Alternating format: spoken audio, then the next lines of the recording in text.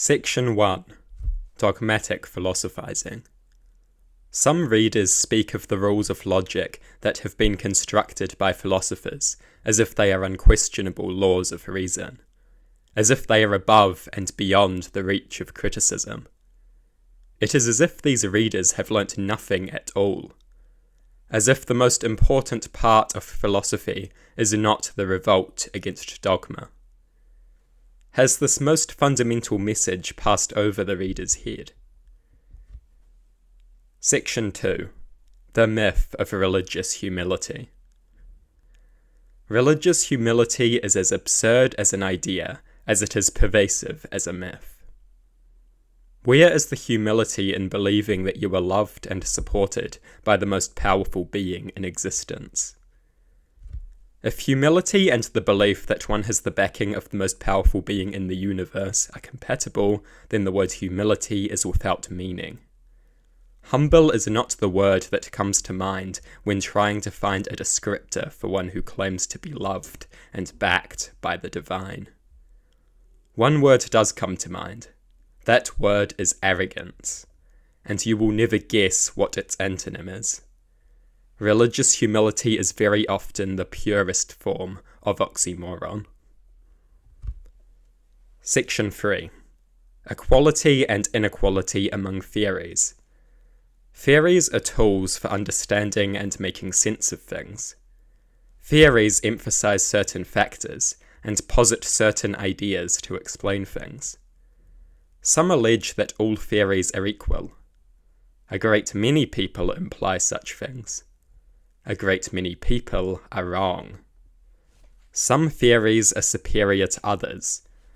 They are superior because they are better at doing what theories are supposed to do. They are better at improving our understandings and offering useful explanations. A tool that does the job better is a better tool. Allow me to provide you with an example. Let's suppose that I trip over. I get up, turn around, and see a small yet sudden bump in the ground, right where I tripped. I come up with two theories to explain my trip, neither of which can be proven or disproven with complete certainty. Theory 1. The bump tripped me. Theory 2. An invisible leprechaun tripped me. These are both theories. Are they both equal? I don't think so. One theory offers a far more useful explanation than the other. There is a reason that international relations theorists analyze global politics through the lens of realism, liberalism, constructivism, and Marxism, and not the idea that countries which have Hawaiian monk seals are predisposed to being internationally dominant. Because realism, liberalism, constructivism, and Marxism are useful for improving our understandings and offering useful explanations, while the Hawaiian monk seal is not. Some theories are superior to others. Some theories are inferior to others. Theories exist to improve our understandings and offer useful explanations. Some theories provide these things to a far greater extent than others. Theories are not all equal. Theories exist in a state of massive inequality. The countless theories that are so stupid they aren't even spoken about make that more than clear. Some theories are more useful than others. Section 4. A short list of irrational moral considerations. Following from consideration of one's capacity for suffering, a number of irrational moral considerations materialize. Is it empathy enhancing? Does it propagate concern for the well-being of others? Does it cultivate compassion?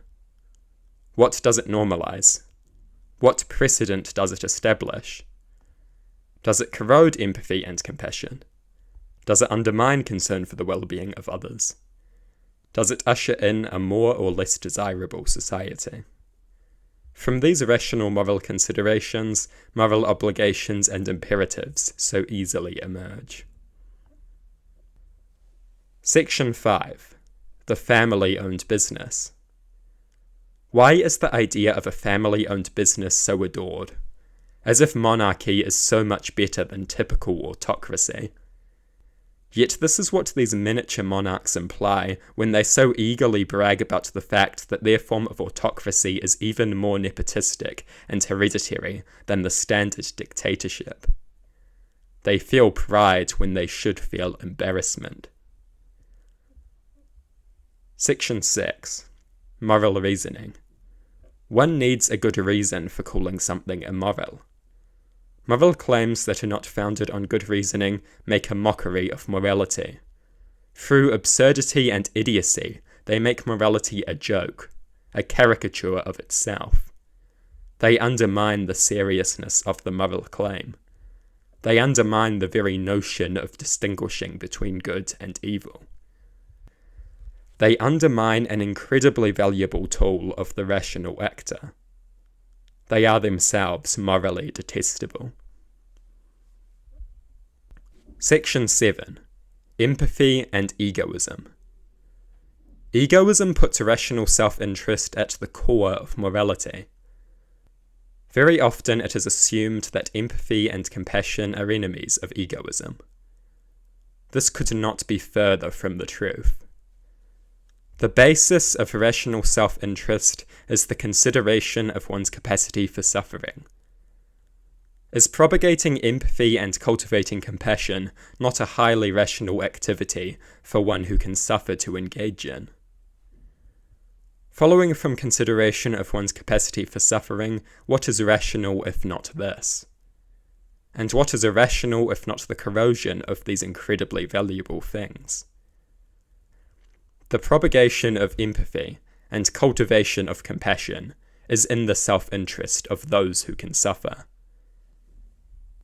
It is not just that empathy and compassion are compatible with egoism. Egoism justifies empathy and compassion. Egoism makes empathy and compassion a rational imperative. Section 8. On Rhetorical Radicalism. Radical aesthetic comes before valuable rhetoric. The call for the reform and reinvention of policing becomes the call to abolish the police. The call for the reform and reinvention of prisons becomes the call to abolish prisons.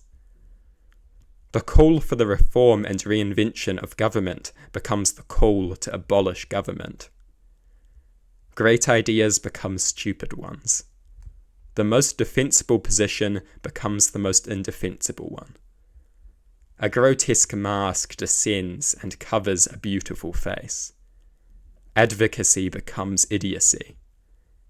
Who needs right-wing propagandists when the left is doing all their straw-manning and fear-mongering for them? Section 9. Trans women are women. Trans women are women for the same reason that anything is anything. Because regarding it as such is rationally desirable. The same thing goes for trans men. Trans men are men because regarding them as such is irrationally desirable.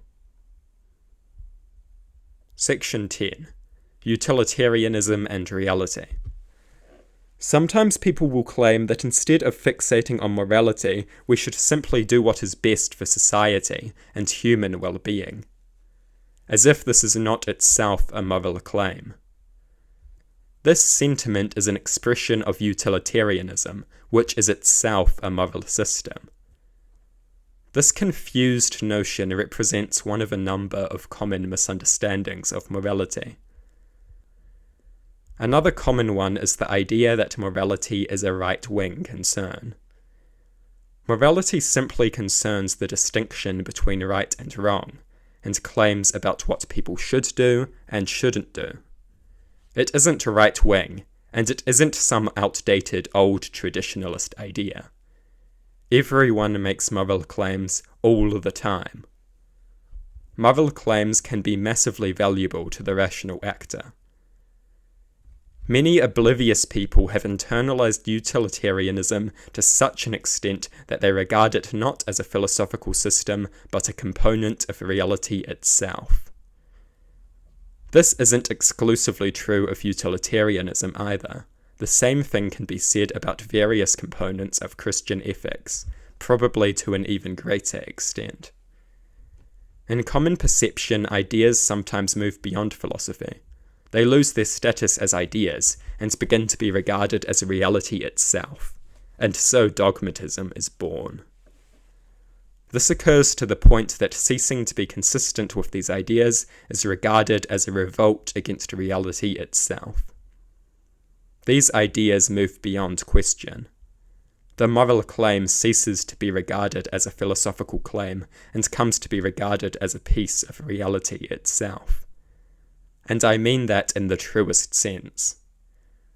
The idea that you shouldn't murder is taken to be as obvious, undeniable, and indisputable as the idea that the sky is blue or the grass green. Thought dies, replaced by dogma. It isn't that the dogma is incorrect. Sometimes desirable ideas are elevated by dogma. But dogma is characterized by a lack of consideration and questioning, which makes knowledge of one's rightness inaccessible, and a loyalty to these ideas dangerously unconditional. If philosophy is anything, it is a revolt against dogmatism. A revolt against the incoherence, inconsistency, irrationality, and pure refined idiocy that characterizes common perceptions. Section 11. Rational versus irrational. The key divide is rational versus irrational. Better and worse ways of engaging with the basis of reason. Superior and inferior ways of engaging with one's capacity for suffering. Section 12. Precedent and morality. It is not just the common law that is based on precedent. We are precedent-based creatures. Very nearly all social behaviour is based on precedent. Society is founded on precedent at almost every level. Every action establishes, damages, or reinforces a precedent. Be careful what precedent you establish, damage, or reinforce. Be careful what precedent you set. Some precedents are rationally desirable, while others are anything but. Section 13. The beginning of true thought. People only start thinking when they are forced to defend an idea that they thought they would never have to defend. Philosophic thought begins when dogma dies. Section 14. Responsible and free. The reality of freedom is that freedom can only survive if people are responsible with it. People can only enjoy lasting freedom if they are responsible with it. If freedom is not exercised responsibly, freedom will cease to be exercised at all. If the free are not also responsible, they will not be free for long. Most ironically, the biggest threat to freedom is very often freedom itself. And this knowledge is itself a massive threat to freedom. Freedom requires perfect balance. If we give people the unrestrained freedom to wield freedom irresponsibly, freedom dies. If we step in and prevent people from wielding freedom irresponsibly, freedom also dies. Freedom is not really freedom at all in the sense that it can only exist if people are responsible. They must limit their own freedom in order to preserve it. Section 15. Understandable versus justified. There is a massive difference between an action being understandable and an action being justified. Very often it is assumed that because one can empathize with and understand an action, the action is also justified. This is a false assumption, and a profoundly dangerous one. There are many actions and ideas with which a reasonable person can empathize, which are by no means justified. Retributive justice is perhaps the finest example. I understand and empathize with the retributive desire, but I recognize that this desire is unjust and must be resisted. To understand and empathize in this regard is emotional. To justify is irrational. We would be wise to never confuse the emotional for the rational. Out of such confusion many horrors emerge. We must always remember the distinction between thinking and feeling, between emotion and reason. Section 16. Nuanced distinctions. A key philosophical activity is the creation of nuanced distinctions. The invention of nuanced distinctions between nearly identical words. Pushing synonyms apart allows one to enhance their understandings and inject nuance into their ideas. Potential examples include ethics and morality, punitive versus retributive, bad and evil. We can pry apart these synonyms, we can give them slightly different meanings, and we can multiply the nuance of our understandings 1,000 times.